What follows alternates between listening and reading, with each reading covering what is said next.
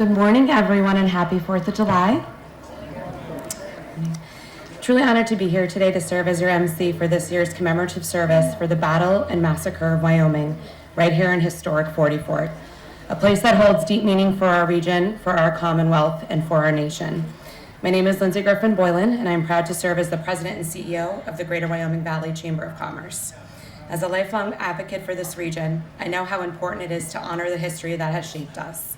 And I can't think of a more meaningful moment to do so than right now, gathered here on the same ground where so much sacrifice occurred 247 years ago on July 3rd, 1778. Let me begin by extending a heartfelt thank you to the Wyoming Commemorative Association and the Wyoming Monument Association for inviting me to be a part of today and for their unwavering dedication to preserving and sharing this important piece of our shared heritage. Their work ensures that this tradition continues to live on, not just in a history textbook, but as a meaningful moment of reflection for our entire community. Their efforts ensure that this is more than a history lesson, it's a living tradition that binds us together as a community.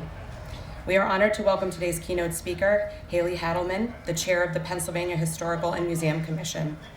Her presence underscores the lasting significance of the Battle of Wyoming, not just here in our valley, but across our entire state and beyond, and we're so grateful to have her with us today.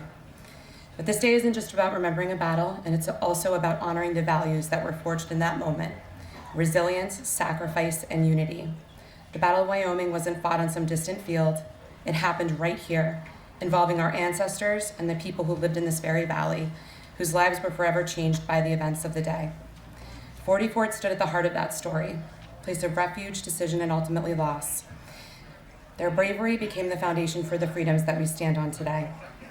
As Chamber President, I often speak about growth, innovation, and the future, but that future only exists because of the past.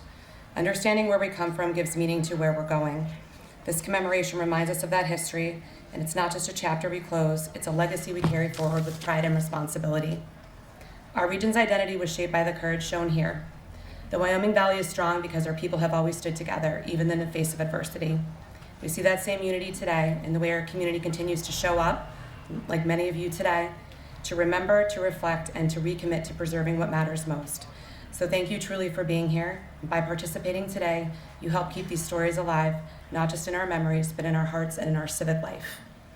So with that, we'll begin our program today, and we'll start with the presentation of standards.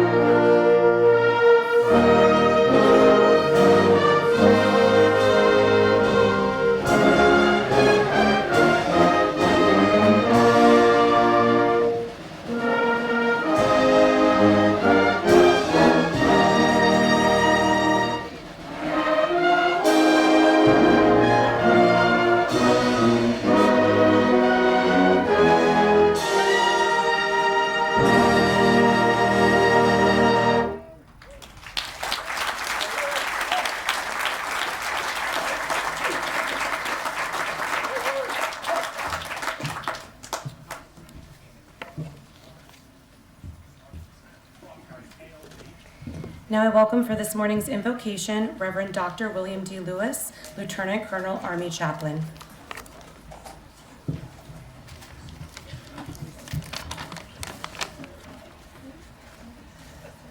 That monument over there, with the names and the bones of the patriots who died right on these fields, fighting the British and the Indians, that's our legacy of freedom. And that's why we're here today. God has blessed us ever since the American Revolution and before and since. And now we ask him to bless us again. Shall we pray? Dear God, on this 4th of July celebration, we say, God bless America. But it is more than just a song. It is a plea. We know that the God we have taken for granted is still watching us. And today we pray from our hearts, please, dear God, bless America again. I know, dear Lord, that maybe we should ask ourselves, what right do we have to ask you to bless us again? Your good book, the Holy Bible, tells us you have conditions for continued blessing, such as the mercy of the Lord is from everlasting to everlasting upon them that fear him, and his righteousness to his children's children. Amen.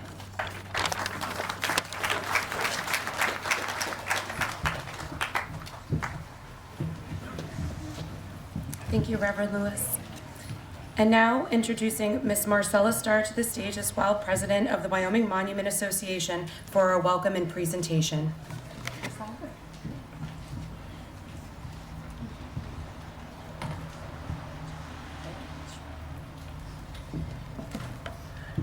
Okay, I'm short.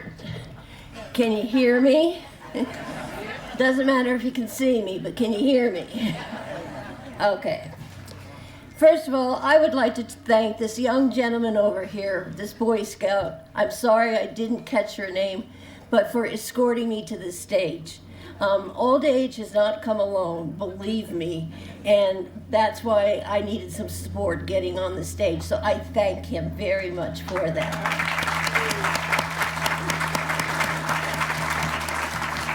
So, good morning, distinguished guests. Keynote speaker, Haley Halderman, Esquire. Chairwoman of this program, Lindsay Griffin Boylan. Clergy, Reverend Dr. William D. Lewis, longtime pastor of churches in the Wyoming Valley. Officers, and ladies and gentlemen of the audience. On behalf of the ladies of the Wyoming Monument Association, I take great pleasure in welcoming you to the 247th anniversary and the 147th annual commemorative service of the historic battle and massacre of Wyoming. The ladies of the Wyoming Monument continue to hold title to the monument, and we remain caretaker of these hallowed grounds. I thank the Commemorative Association for allowing me to speak, and as always, for having an interesting program planned for you. I seemed to have had a writer's block this year, which I'm sure will bring smiles to many of your faces. However, I endured and decided to speak about Queen Esther, and referred to in the reference book that I was using as the wickedest woman in American history. I have since found in discussing my topic with a few people, there are some people who had never heard of Queen Esther, and I guess that's good and bad because it's not a really uplifting topic about her, but you're going to find out and hear about what she did. So I'm going to try to consolidate this reading because it was difficult. There was a lot to write about, and I personally did not know what she was like. She could wield a tomahawk and a fan with equal skill. This amazing Jezebel of the Pennsylvania forest, half Indian, half French, who had graced the society drawing rooms of Albany and Philadelphia, and who was to inspire the darkest drama of the American Revolution. She had been the belle of stately minuets of old New York with English noblemen as her escorts. She became the leader of the war dances of the old frontier with savages as her partners. She was christened Esther Montour. She was better known as Queen Esther, the ruler of the marauding Delawares. In her blood culture and savagery, fought for recognition, savagery won. She was reared in a convent and a boudoir, quite the combination. She had deliberately chosen wigwam and warpath. June 1778 brought a blaze of color to the woods of New York and Pennsylvania. Esther Montour, as the head of her sullen Delawares, journeyed to the settlement of Tioga in the lower edge of the Mohawk Valley to join an army of lawless scoundrels. It was an army pledged to wholesale murder, whose path of pillage and slaughter was to produce the most tragic 4th of July in American history. In order to understand the full drama of this event, the second anniversary of the Declaration of American Independence, and the part which Esther Montour played, it is necessary to present briefly the military situation which confronted the nation. This is where I had to condense what was happening. It is really very interesting, but much too long to go into. The powerful Iroquois, or Six Nations, grew restless and threw their war-roused passions on the defenseless border settlements of the South, which alone stood in the way of a crushing blow at Washington's army. It was these settlements dotted along the winding shores of the Susquehanna River, principally those in the fertile Wyoming Valley of Pennsylvania, now the site of the great anthracite coal fields, and the city of Wilkes-Barre, which furnished a large share of the continental provisions. With the destruction of these settlements, not only would Washington's supplies be cut off, but nothing would hinder the march of a great Indian and British force to Trenton and Philadelphia. The former villages of the Wyoming Valley, Westmoreland, which at that time was Wyoming, and Forty Fort were only defended by aged men and boys, too old or too young to join the Patriot Army. First, there were 400 British provincials, consisting mostly of Colonel John Butler's notorious Rangers, strutting their nefarious work in their rich forest green. The expedition was under the leadership of Colonel John Butler, commonly called Indian Butler, although it was Butler who gave the order for the actual massacre of Wyoming Valley, which was soon to follow. The expedition itself was assembled by Mohawk chieftain Joseph Brant, the virtual head, sorry, my fingers are sticking, of the mighty Six Nations. At that time, Brent was in his middle 30s, a superb, semi-tamed Indian who had translated the Bible into his native language, but who now, after 3 years of war, had, for the most part, reverted to savagery. Just how far he accompanied the invasion has never been definitely established, but that he left before it reached the climax on that tragic 4th of July afternoon is now generally accepted. Esther's power over her chosen people was uncanny. Even in the wilderness, she carried trappings of a splendor never duplicated in Indian history. Her headdress was fashioned as the exaggerated beak of an eagle. Heavy bands of gold encircled her arms and ankles, and from her ears hung massive gold rings with blood-red ruby settings. A snake-like belt of hammered gold at her waist confined her robe to silver fox skins. She was the reputed daughter of one of the French governors of Canada, whose name has been lost in the maze of legend and romance. Her mother was a half-breed Seneca woman, generally called French Margaret. One of her sisters was the celebrated Catherine Montour, who seems, however, to have been of a different type, Tempest, from Esther. The most refined English in colonial society received her, apparently in spite of her Indian blood. Yet the call of her blood was not to be denied, and someone in her 20s, she fled the drawing rooms and married a certain Akabund or Aghubund, which sounds a lot like a Chinese dish to me, who was a chief of the Munsee clan of the Delawares. Shortly after the outbreak of the revolution, Esther's only son was killed in a border raid, the son whom she had confidently expected to succeed her on her exotic forest throne.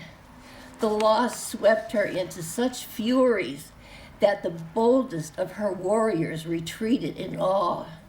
In spite of the efforts of Savage Butler to control Queen Esther, there was no doubt that she was the actual leader of the entire Indian contingent army. The Patriot forces numbered about 300 and consisted of the undisciplined and the youthful and the aged. Finally, a number of individual officers and privates who had homes on the border sent in their resignations and hurried to their families. Among those was grizzly veteran Colonel Zebulon Butler, said to be a cousin of Indian Butler. At this point, there were only two courses of action possible for the contingent from 40 Fort. The blunt-speaking Zebulon Butler submitted the issue. The settlers did not want to wait for death to come to them. We now cut to the massacre. From the beginning of the engagement, the most commanding figure was Queen Esther. Her barbaric robes had been discarded, and she was attired in a red linsey petticoat, above which was flapping a fringed bearskin jacket. Her hair was streaming down her back in a thick gray mane. Sort of made me think of Tina Turner.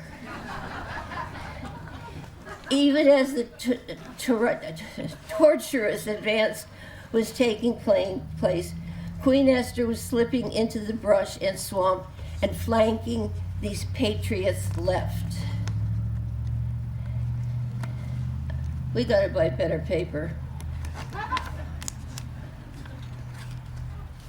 Goodness me. Okay. Every captain had fallen, and in spite of the desperate efforts of Zebulon Butler, who curiously enough was one of the few officers left alive, it was impossible for the survivors to hold their ground any longer. The crowning climax of horror came in the late afternoon when 20 prisoners were dragged before Queen Esther, who had established temporary quarters just above 40 Fort. Her red petticoat, torn to shreds by the exertions of the day, wrapped around her limbs. Under her directions, the prisoners were herded about a huge flat rock, 6 feet long and 3 feet wide, which is still preserved in Wyoming as a ghastly souvenir. The prisoners, with their arms bound and their bodies bruised, knew their doom had been pronounced, but none realized the awful form it was to take. Raising her hands and arms in a horrible imprecation, Esther ordered them to kneel in a circle about the rock with their heads resting upon its surface. Suddenly, the mad queen seized a tomahawk, splitting the head of the nearest man with a force which must have brought instant death. She moved around the circle, lifting her bloody weapon, plunging it into each new victim. Queen Esther completed her circle of death, but not until her own hands had taken 16 lives. It was not until evening fell that the Rangers and Indians withdrew. The savage triumph horde, with the squaws headed by Queen Esther, bringing up the rear on stolen horses, their bridle reins hanging heavy with strings of sodden scalps. I'm hoping that no one plans on having steak for dinner tonight. In the latter years of Queen Esther, much has been lost in obscurity, but there is reason to believe she lived an undisturbed life for nearly a quarter of a century. She even chose another husband, the Indian chief Steep Trap, who might have been an early rapper, who had taken her hectic fancy. She died in Seneca County, New York, about the year 1800. And so concludes my presentation on Queen Esther Montour. And now my thanks. I must first thank my husband, Bill, who is always there for me. I must add Marion and Tom Zarnowski for their incredible work in getting the monument cleaned out for being opened to the public and getting a sign put up notifying the public of the upcoming event and many, many other deeds associated with this presentation. I thank our groundskeeper, Bob Williams, landscaping and maintenance from Wyoming, who has been doing an excellent job in keeping up with the grass, such as it is. My thanks to the regionalized police departments for providing traffic control and safety. A special thanks to Jim Tregan and his crew from the Wyoming Borough Street Department. My thanks to Boy Scout Troop 366 and their leaders for passing out the programs. There are several tables in the back of the tent, and I would like to point them out.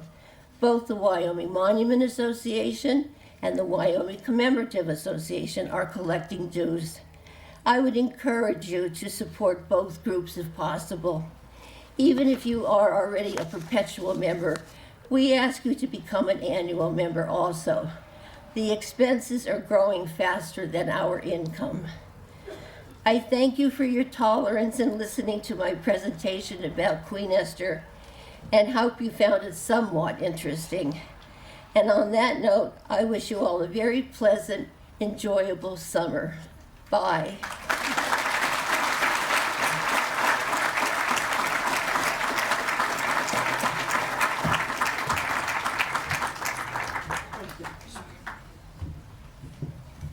Thank you, Marcella.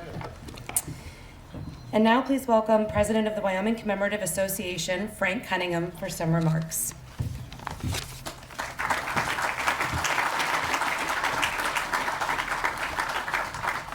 Man, is it hard to follow Marcella. So what a great crowd. The weather's been perfect. So I have a little anecdote I'd like to share with you. 25, 30 years ago, I was walking through an airport, either Atlanta or Chicago, I don't remember. And I heard one fellow say to another fellow, "Let me introduce myself. My name is Frank Cunningham." And I said, "Well, I got to get involved here." I said, "Well, excuse me, let me introduce myself. My name is Frank Cunningham." And they looked at me like I had two heads, I guess. But so, which brings me to a coincidence today. Reverend Bill Lewis, who was given that wonderful invocation. We all know Dr. Bill Lewis, who's so integral in getting this thing to happen. We know his son, Bill Lewis, known as Will Lewis. And I want to ask the young cameraman over here for Fox, what's your name? Bill Lewis. Okay. It's a convention. So, play some kind of lottery number tonight. I don't know. It's enough dealing with one Bill Lewis, let alone four. I always ask these questions for over 30 years probably. How many of you are here for the first time? Wow, that's excellent. And what motivated you? Was it the PA Live show on BRE? No? All right. Was it Bill on Sue Henry on the radio? Okay, well, we're glad you're here, but we got a lot of press this year. So I have a number of thank yous as well, especially these guys. They're unbelievable. Can I get a huge round?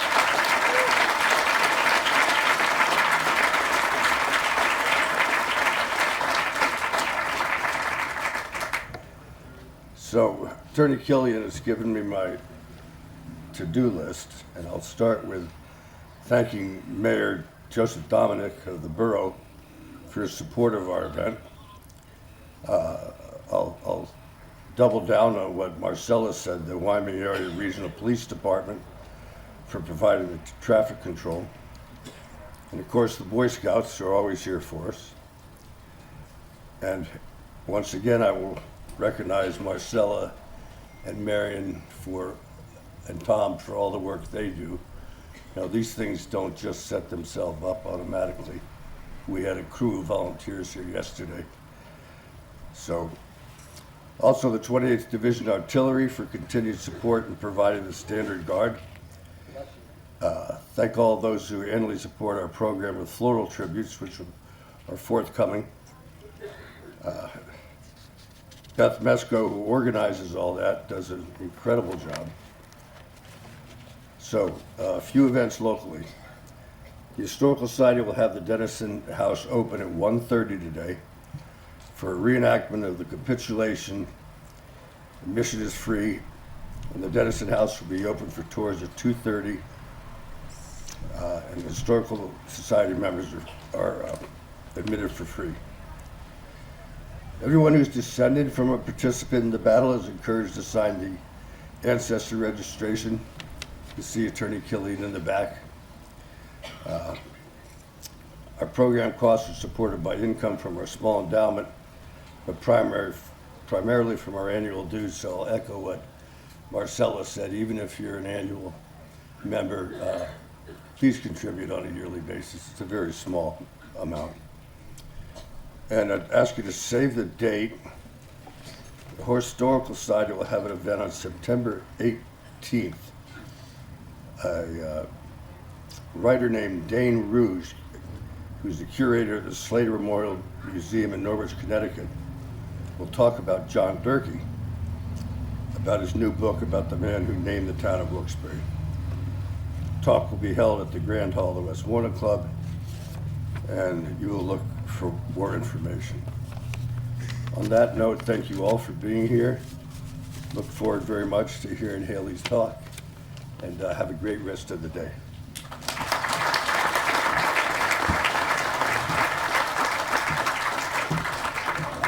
Thank you, Frank. And now for the presentation of the floral tributes, led by Beth Mesko and Elizabeth Killian.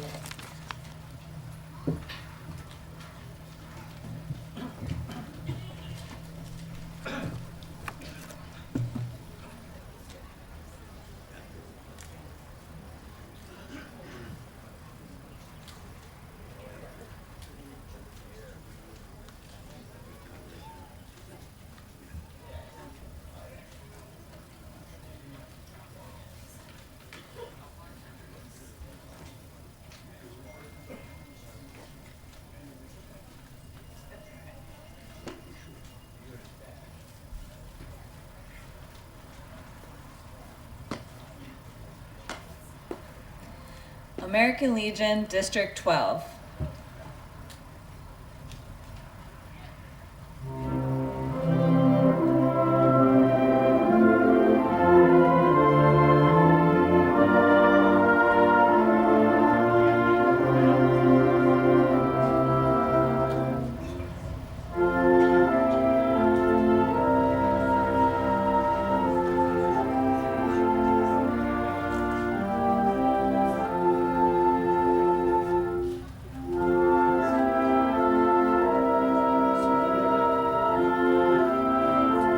American Legion, Black Diamond, Post 395, Kingston.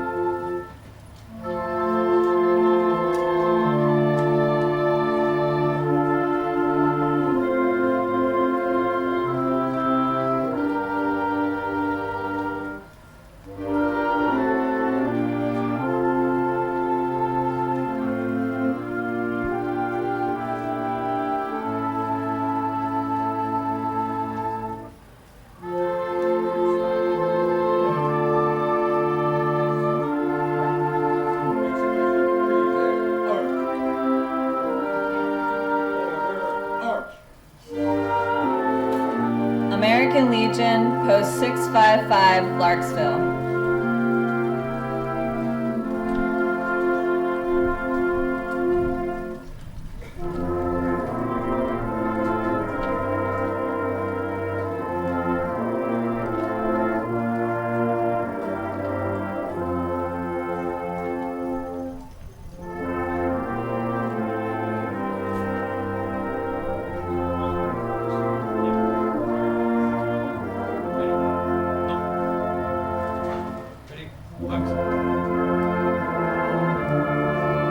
Benevolent and Protective Order of Elks, Wilkes-Barre Scranton Lodge number 109.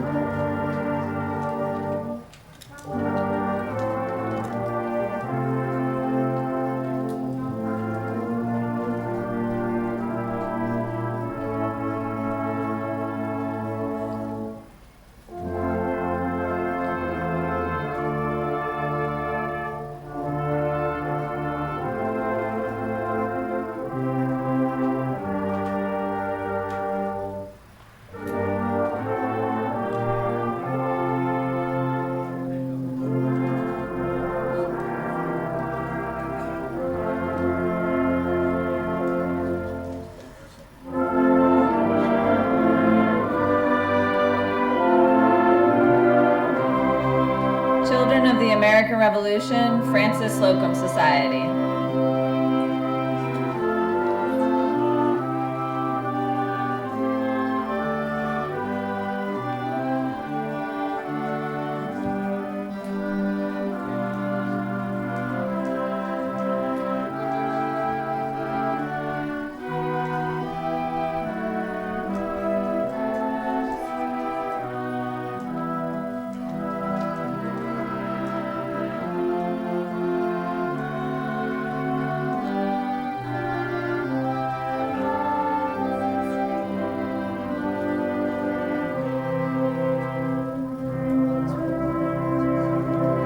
Daughters of the American Revolution, Church and Canon Chapter, New Jersey.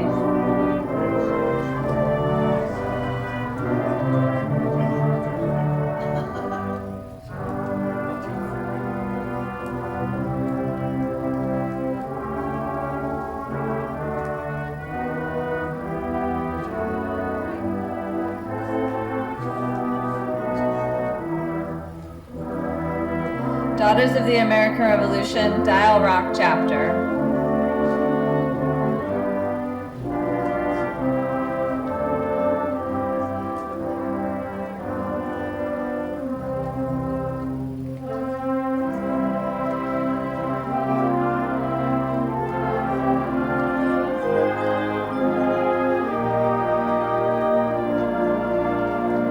Daughters of the American Revolution, Fort McClure Chapter.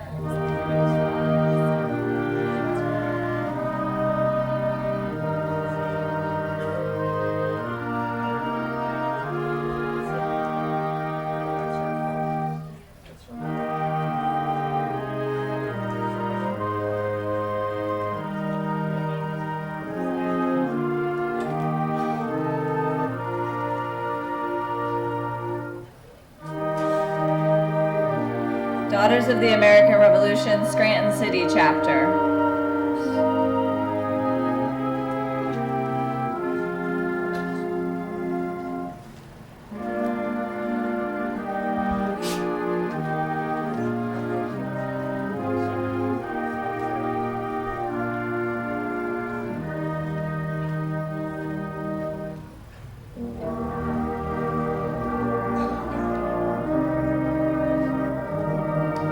Daughters of the American Revolution, Seneca Chapter, New York.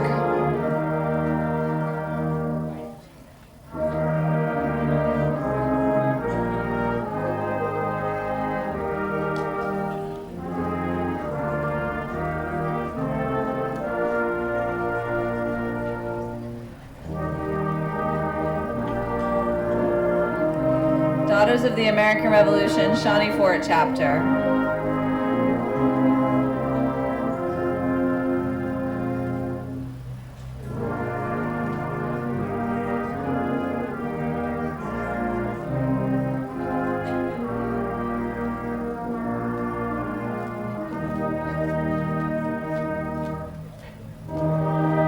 Daughters of the American Revolution Tunkhannock Chapter.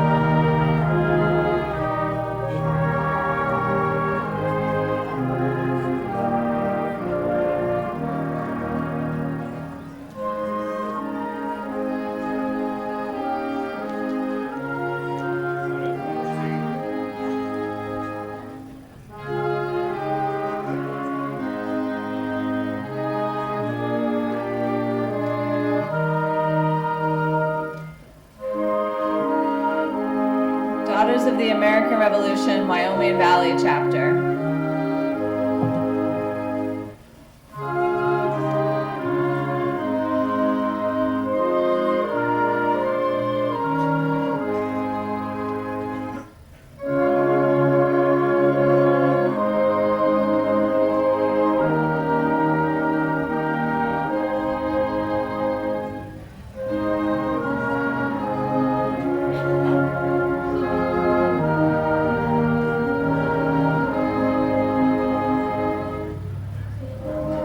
Daughters of 1812.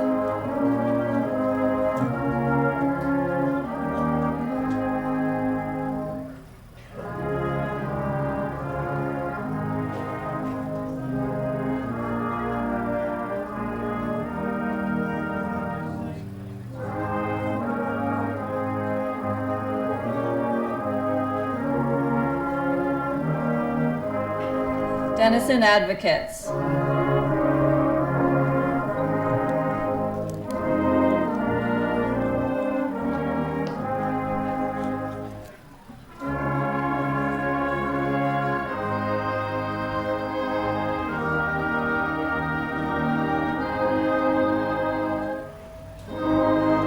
Descendants of Zebulon Butler.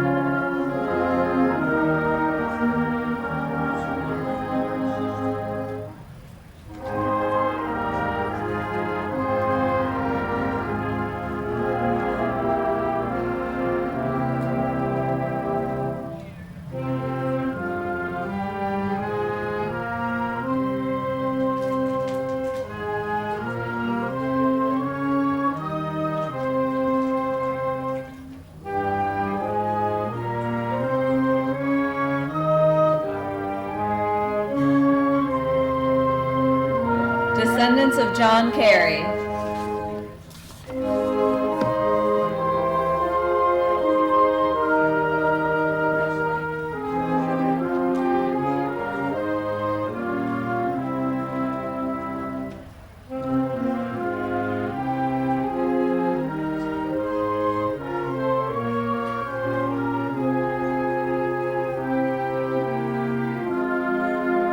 Descendants of James Hadsell.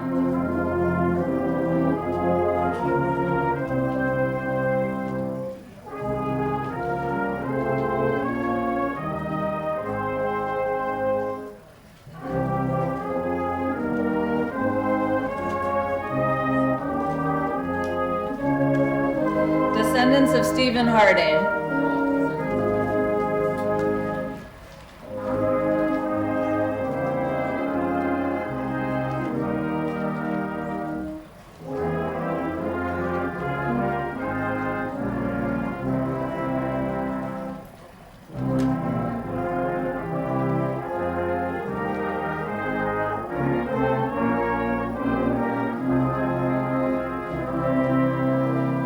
Descendants of Elijah Harris.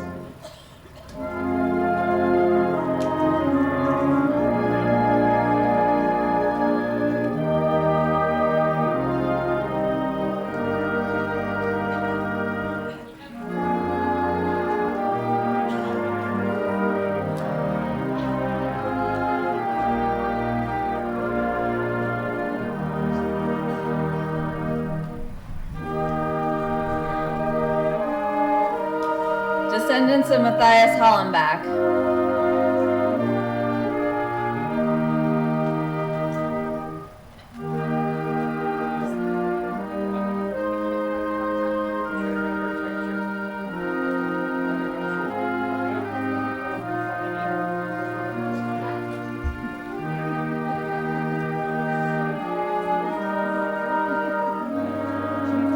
Descendants of James Nesbitt.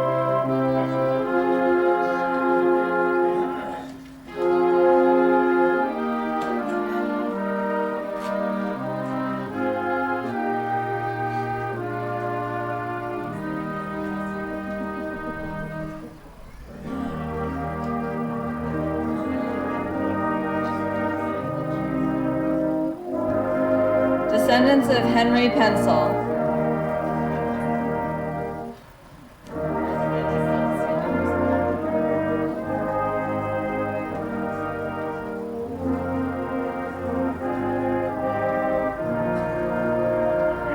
Descendants of Captain Samuel Ransom.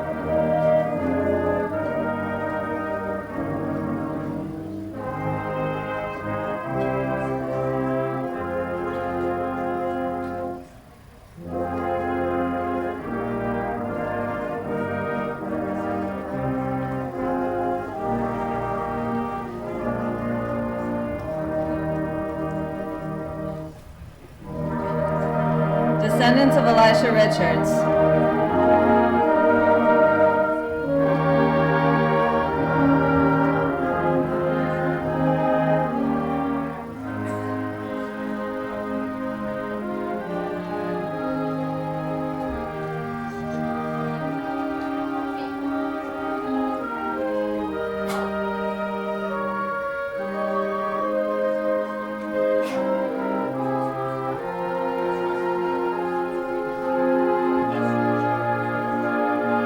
Descendants of Constance Cyril.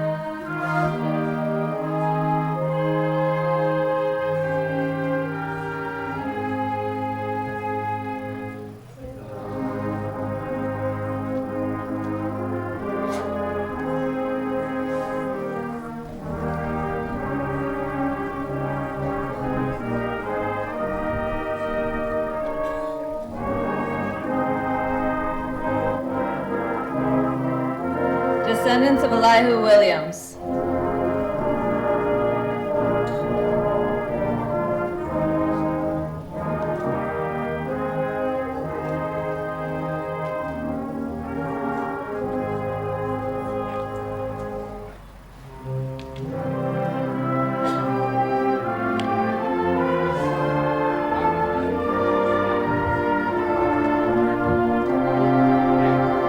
Descendants of Washington's army at Valley Forge.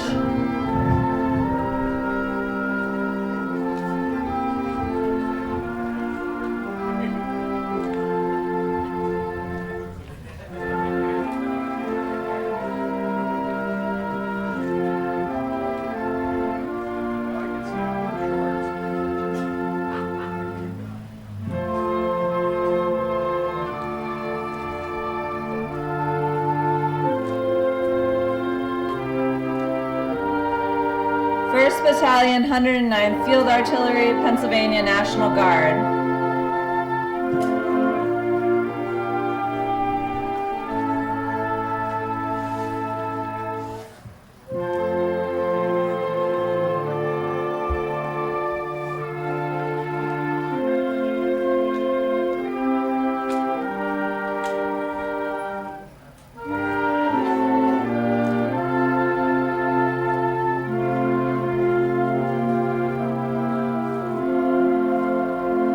Fort Cemetery and Meeting House.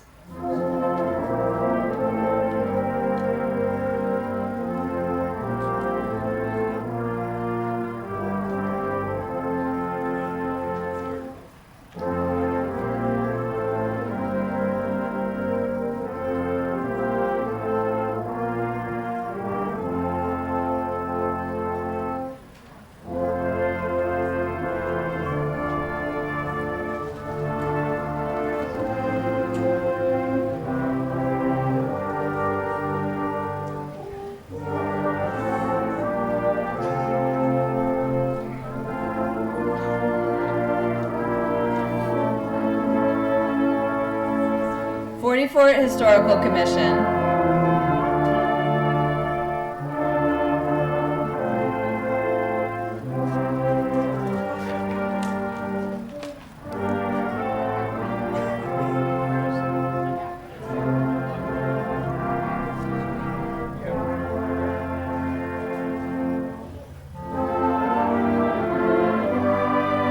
Free and Accepted Masons, District 12.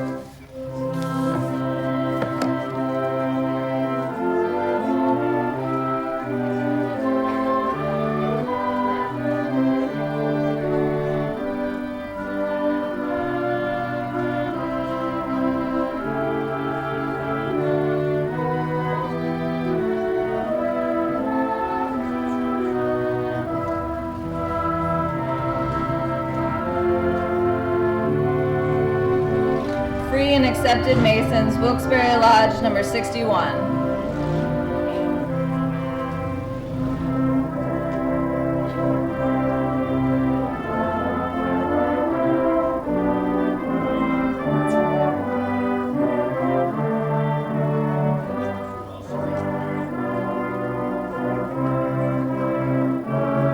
Free and accepted Masons, Wyoming Lodge number 468.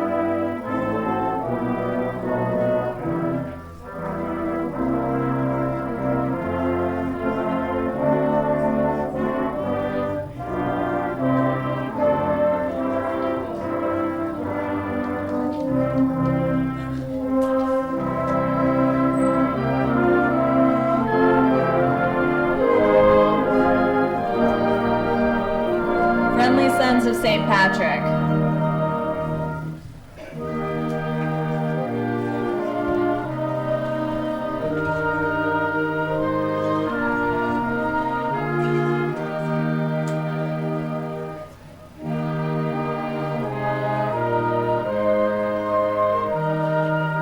Hanover Cemetery.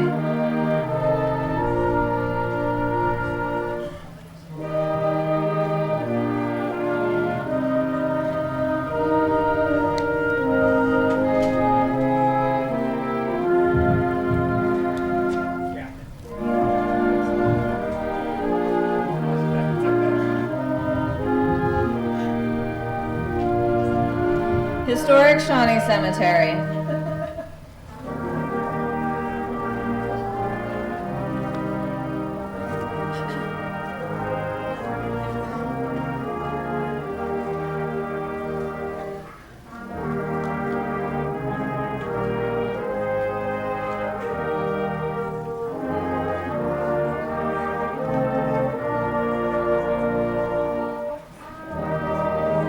Knights of Columbus Assumpta Council number 3987.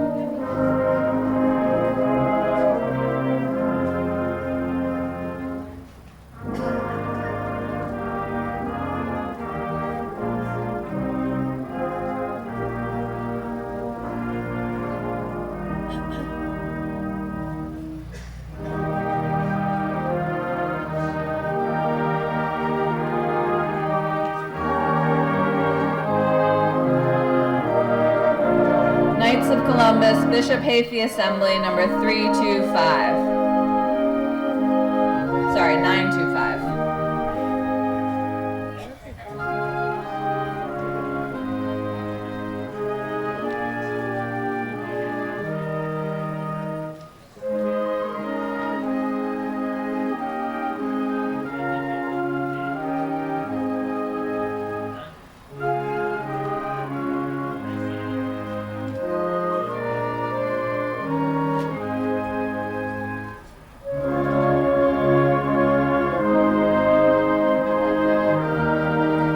Knights of Columbus Plymouth Council number 984.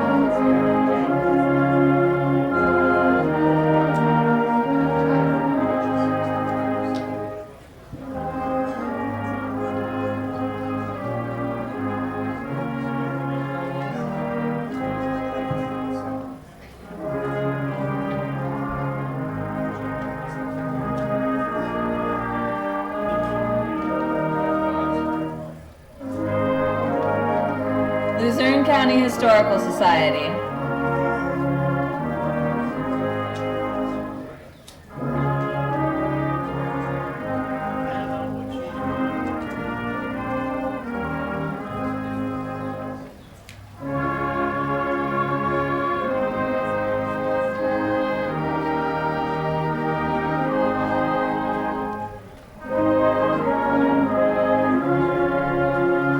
National Society Colonial Dame 17th Century.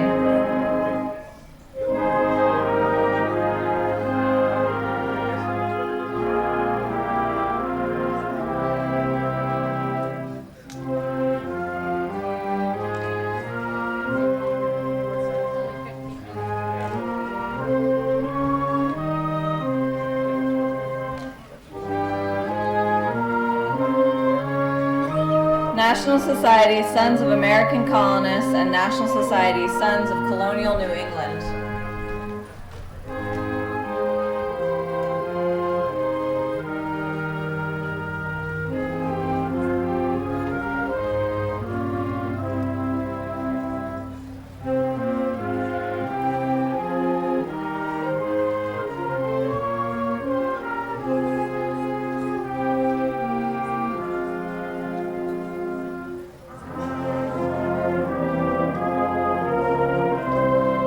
National Society of the Union, 1861 to 1865.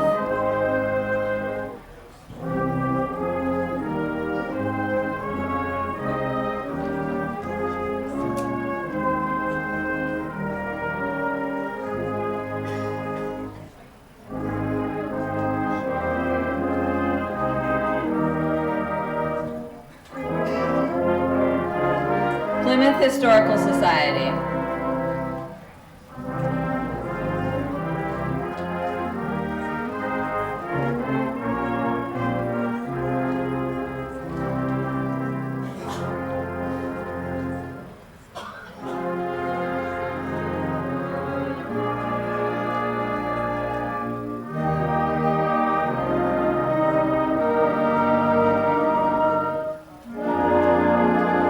Race Team, rediscovering ancestry and culture through entertainment.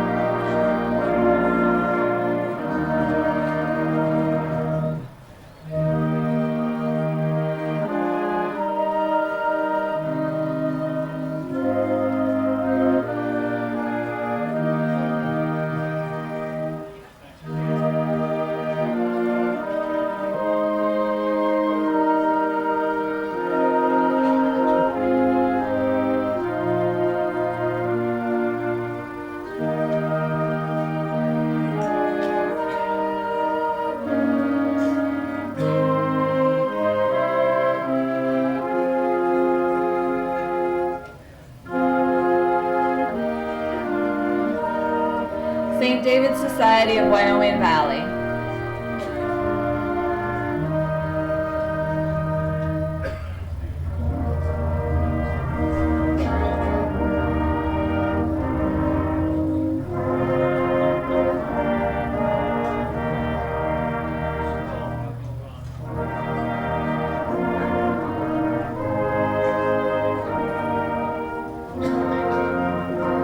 Society of Mayflower Descendants in the Commonwealth of Pennsylvania.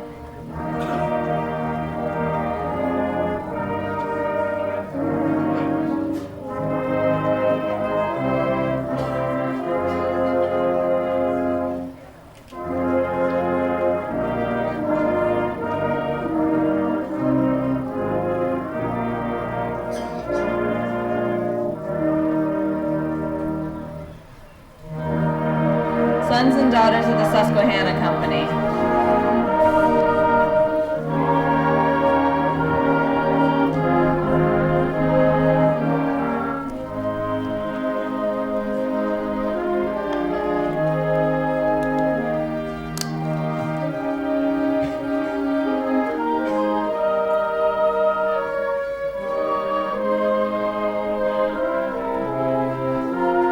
Sons of the American Legion, District 12.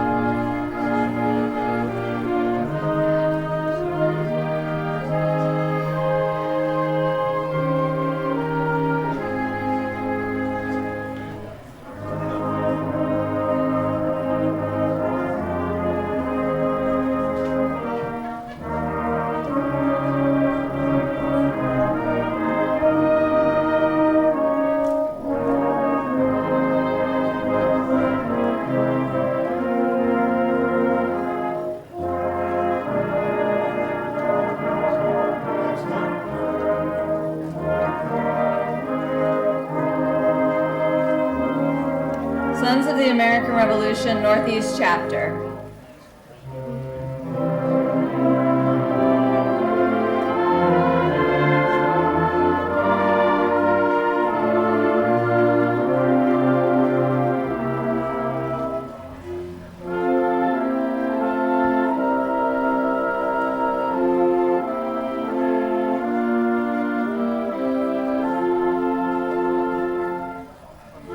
Sons of the Union Veterans of the Civil War, Lieutenant Ezra S. Griffith, Camp Number 8.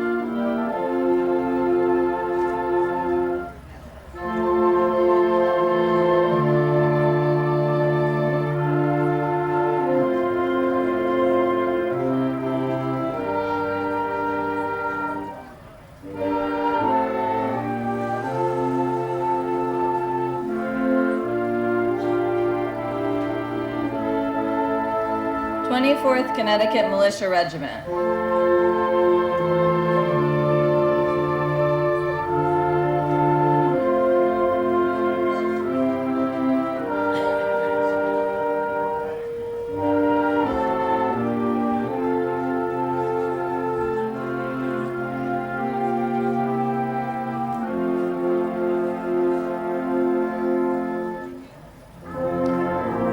Veterans of Foreign War, Post 283, Kingston.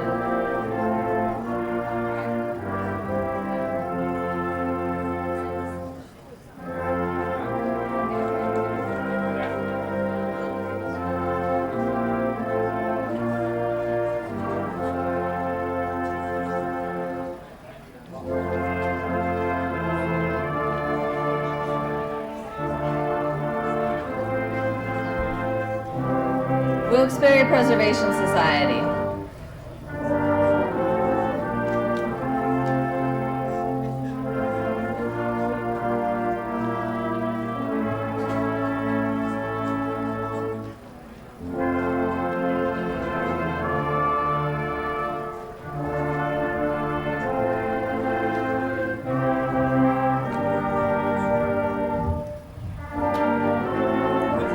Wyoming Borough.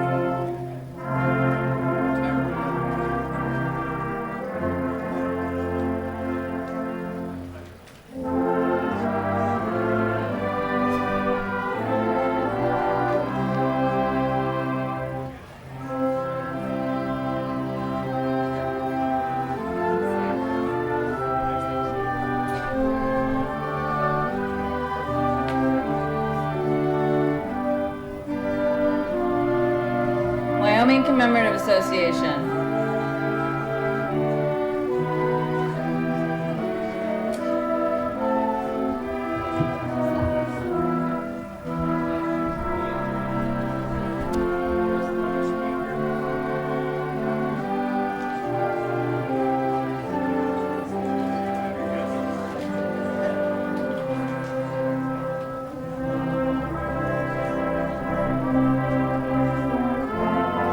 Wyoming Free Library.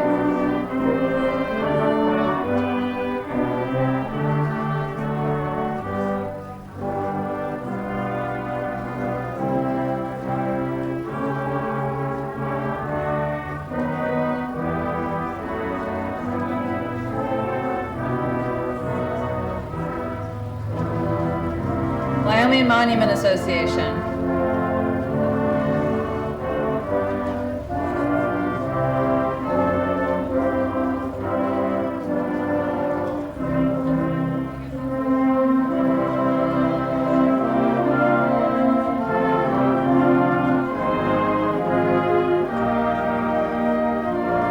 Wyoming Rotary.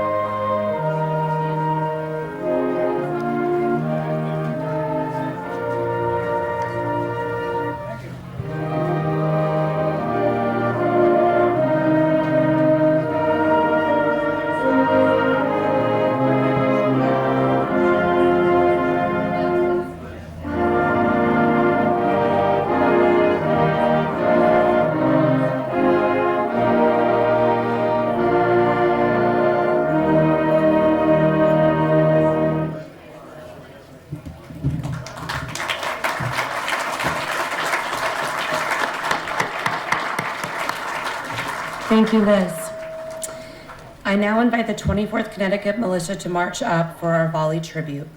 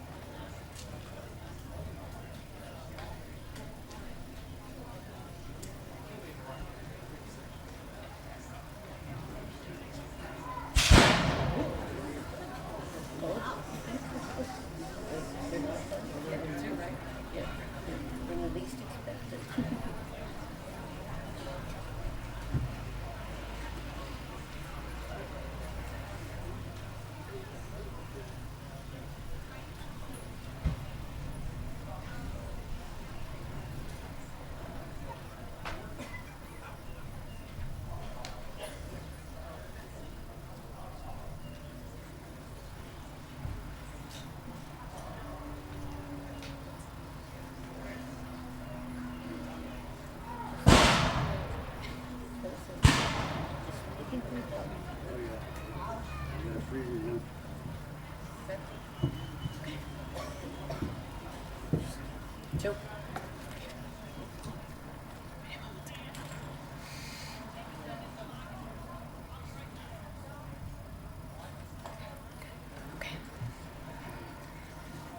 And now for our keynote address. Haley Hadelman is the Chief Administrative Officer of the Pittsburgh Cultural Trust. A Pittsburgh native, she previously served as the Executive Director of the Mattress Factory and as a counsel for Dentons, Cohen, and Grigsby, advertising nonprofits on complex legal and governance issues. She also teaches nonprofit operations and HR management at Carnegie Mellon University's Heinz College. Appointed by Governor Josh Shapiro, she serves as the chair of the Pennsylvania Historical and Museum Commission. Hadelman holds a JD from the University of Virginia and a BA from George Washington University. She is the wife of former U.S. Congressman Connor Lamb and the mother of 2 children with their third expected in September. Please welcome for our keynote address, Haley.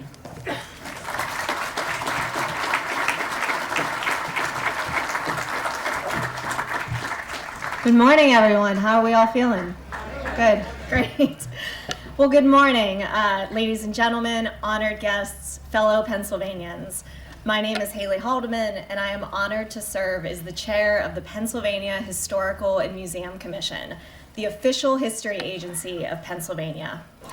It is a privilege to be here today, and I thank the Wyoming Commemorative Association for their kind invitation. Thank you all. I also want to thank and recognize my fellow and honored speakers, Reverend Marcella, Lindsay, Markey. I have to say, as Lindsay mentioned, I'm 7 months pregnant with my 3rd child, and I don't think he's ever kicked more than during Marcella's speech. So I don't know if he was running away or running to join the fight or what, but all the same, here we are.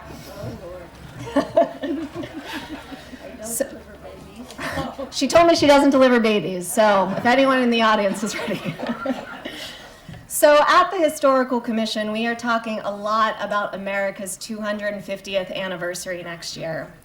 And I'm frequently reminded through these conversations that Pennsylvania was the site of many of our country's greatest triumphs, from the birthplace of the U.S. Constitution to the Gettysburg Address. Now, events like these, of course, are incredibly important and rightly well known, as they played a central role not just for Pennsylvania, but for the United States. But today, I want to focus on another extraordinary and deeply instructive moment in our country's past, the Pennsylvania Line Mutiny of 1781, which was the single largest rebellion of the Revolutionary War. Now, this event today is nearly forgotten and often untold, which isn't surprising. It's a little uncomfortable, and it isn't a story of battlefield victory. And with some exceptions, it doesn't feature the heroic acts of our famous forefathers. But instead, it's about ordinary people of the Revolution, the equivalent of you and me, and their incredible strength of spirit. Now, before I jump in, though, I do want to acknowledge one of the reasons that we're here today, the main reason that we're here today, the Battle of Wyoming in 1778. On that day, as so many of you know, and as we've recognized today, over 300 Patriot militiamen, many of them untrained farmers, were killed by a combined force of over 600 British soldiers, loyalists, and their Iroquois allies. Now, that battle was not just a military defeat, it was a devastating tragedy. But the Battle of Wyoming came to signify the resiliency of the American people early on. Because within months, the survivors rebuilt their communities, refusing to be cowed by fear or overwhelmed by loss. And this determination became part of the larger American resolve, a reminder that liberty would not come cheaply, but with great human cost.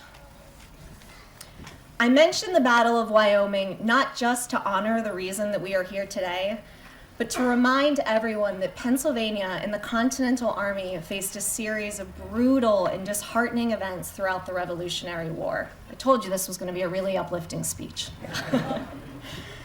These conditions would come to a head 2 years after the Battle of Wyoming, when a very different kind of confrontation would emerge, not against an external enemy or the British, but within the very army fighting for independence.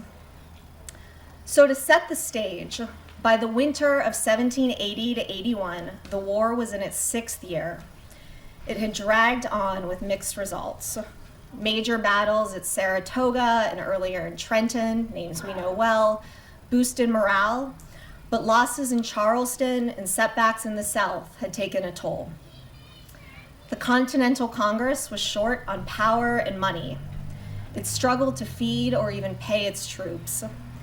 And across the colonies, the Continental Army was exhausted. Many of the volunteer soldiers were from poor and rural backgrounds and had not returned home in months, if not years.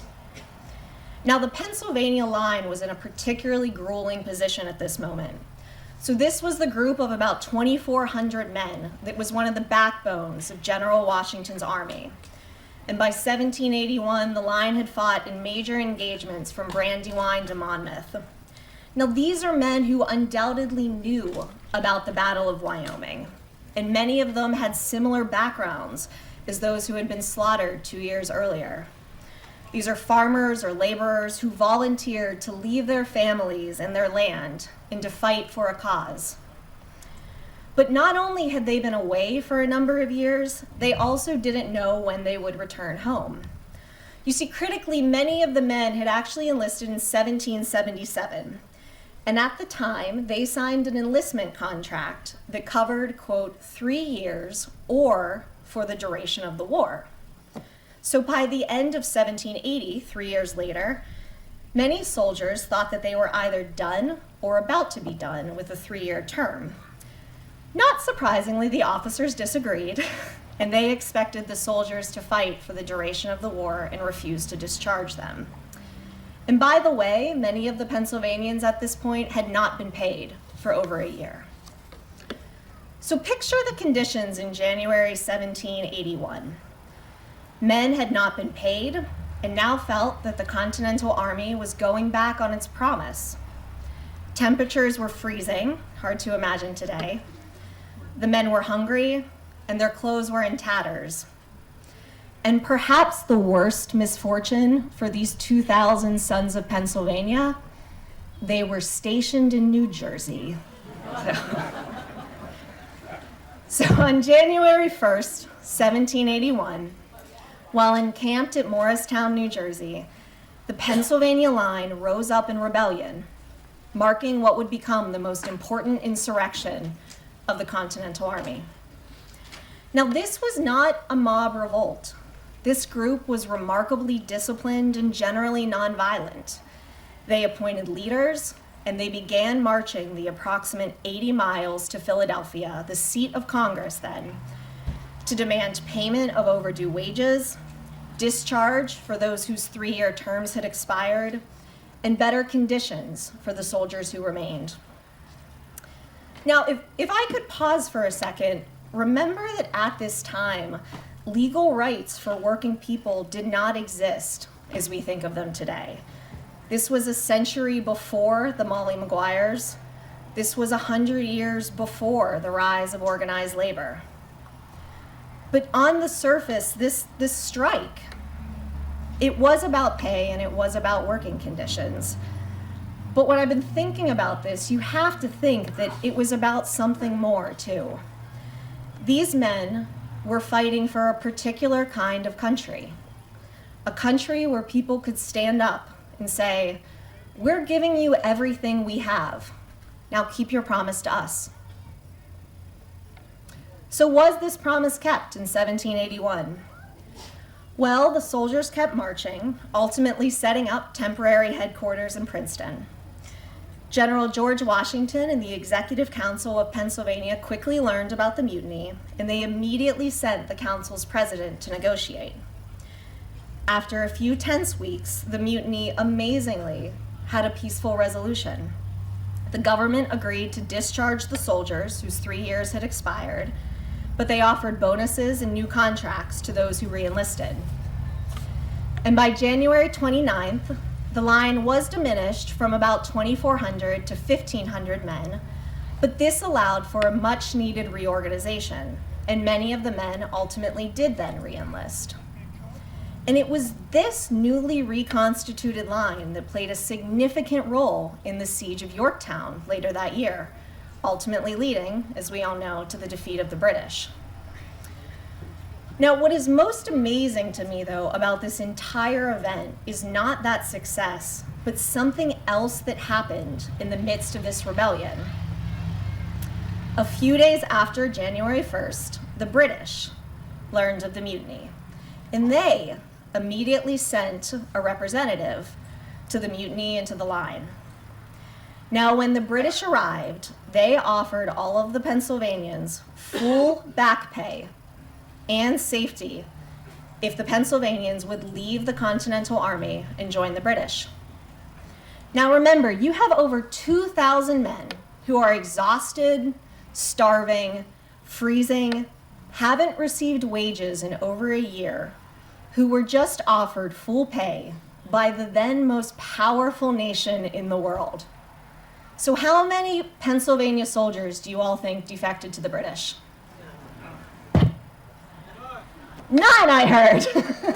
That is right, 0. The Pennsylvania mutineers refused outright. In fact, they made it known that they would hang any man who tried to defect. And then they did, in fact, hang the 2 British representatives who showed up, so that was, so that kind of was a tar on the nonviolent part, but otherwise. So these were not traitors. They never intended to abandon the revolution. They just wanted it to live up to their ideals. They just wanted to hold their fledgling government accountable to its own promise. They agree. I find this moment so incredible. And in February 1781, a few days after the mutiny ended, a British newspaper shared my awe. The Norfolk Chronicle reported, quote, "Whatever discontents, quarrels, and animosities prevail among the people of America, whatever hardships, distresses, and even misery they undergo, they show no hearty inclination to a reconciliation with the mother country. Rather, an invincible obstinacy in the minds of the people overcomes all. Independence is still the cry."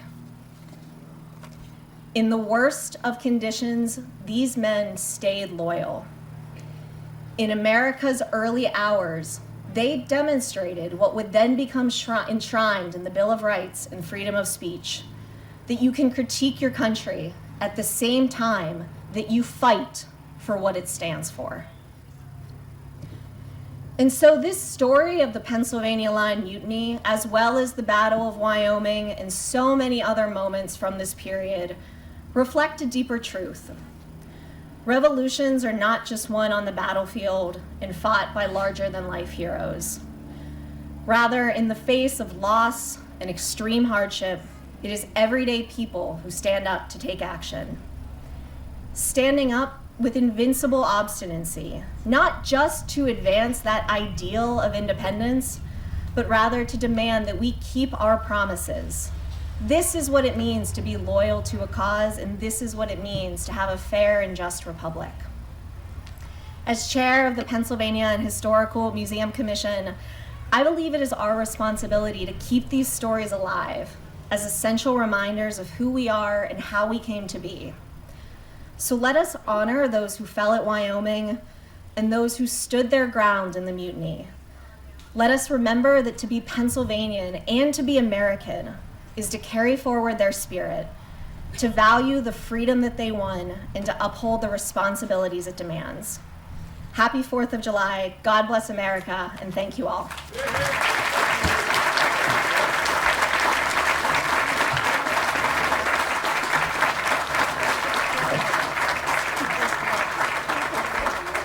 So I have something for you, miss.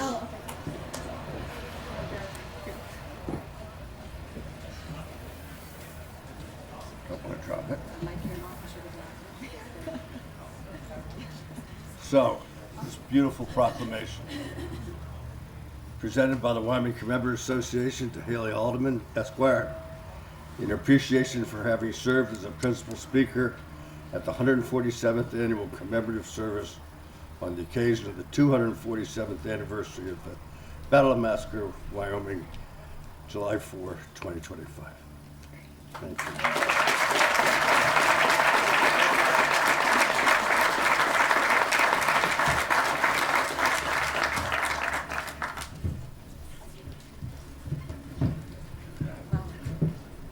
Thank you so much, Haley. We truly appreciate you coming in, being a part of this day, and for that very powerful address. So, one round of applause for Haley for being with us today. Thank you.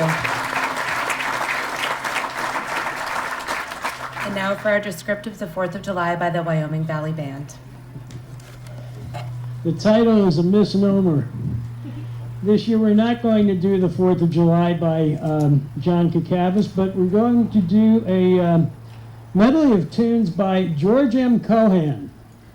As some of you may know, Cohan was born July 3rd, 1878, and he's pretty much the father of modern Broadway.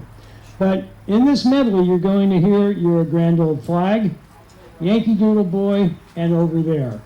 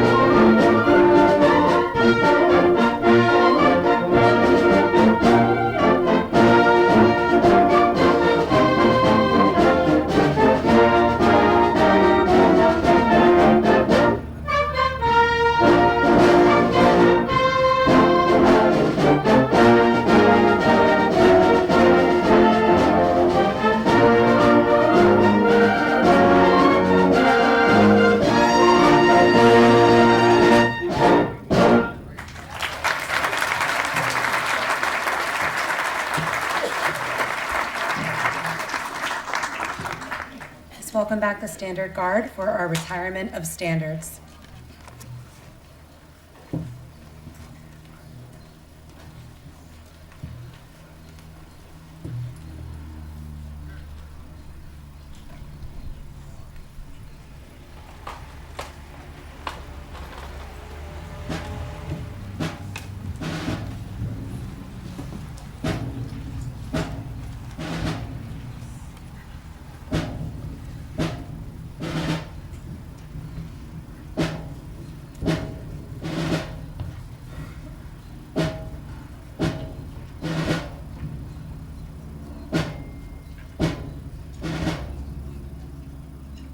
Present. Mark. Order. Mark. Carry color.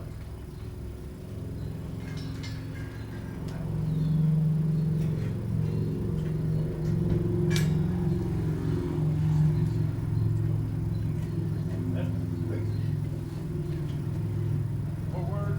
Mark.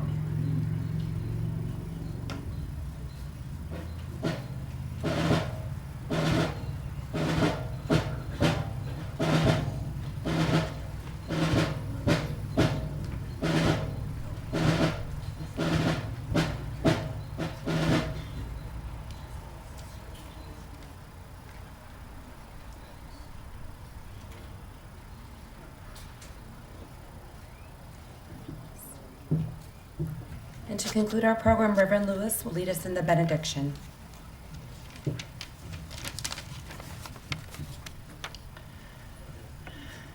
As we return to our 4th of July celebrations, our homes and families, let us not only remember those patriot names on this monument who are part of our legacy of freedom, but let us also remember the men and women who still today are protecting our freedom.